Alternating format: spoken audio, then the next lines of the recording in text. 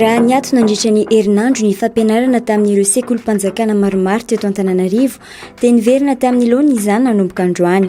Ny fitakiana fanazavana mahakasika ilay solom-body akoho tsy mitovy moa no nahatonga ny hetsika.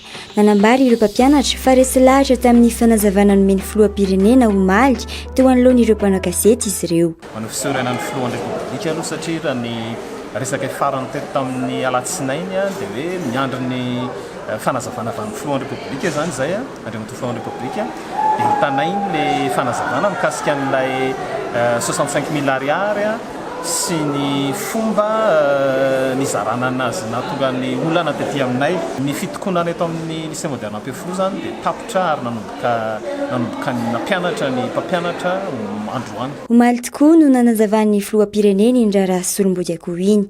Nambarany fa tsy vola mihitsy no tokony hozarana tamin'ireo mpiasam-panjakana fa panier garni. Ireo minisitra hoy izy no nisy nanararoatra ka nahatonga ny nisavorovoro iny. Fa rehefa napakevitra amin'iraisina tao amin'ny conseil des ministres dia hoe fizarana panier garni fa tsy vola.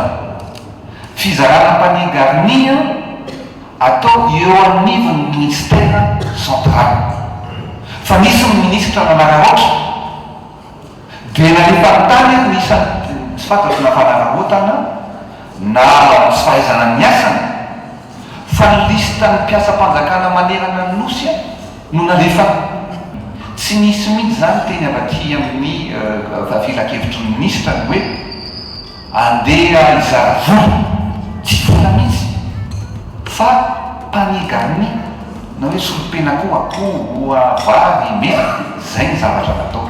Iny no ararotin'ny olona sasany ankehitriny ka zay nga mazavatra tsara fantatra ao mpanao gazety marina no lazaintsika zay ny teneniko hoe tsy mety raha au niveau ny ministère central mpiara-miasa amin'ny ministre zay miara-miasa misy ataona tokony efa fanaona ahoana moa hatramin'izay tsisy olana. Marina fa niverina nampianatra ireto mpampianatra ny tokona teto amin'ny Alema.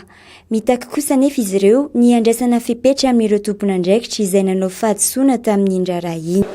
Mba mangataka ihany zay ny fanadiovana ny niveau ministera zany amin'ireny raharaha ireny satria ohatra misy zavatra be tsy mazava na izy teny ary nanazava hoe misy kolikoly tao anatin'ilay izy dia manantena zany zay ny fanadiovana ao anivon'ny ministera fohy be mahakasika an'ireny mety isy ve zany ny fandraisana andraikitra mahakasika an'ilay olona nanao sy ny tao anatin'ny ministera tao mahakasika an'ireny raharaha 65 000 ariary iny. Isy ny rattrapage ahafahana manenjika ny fotoana very amin'ny fotoana mahamety azy ho iatrany izy ireo.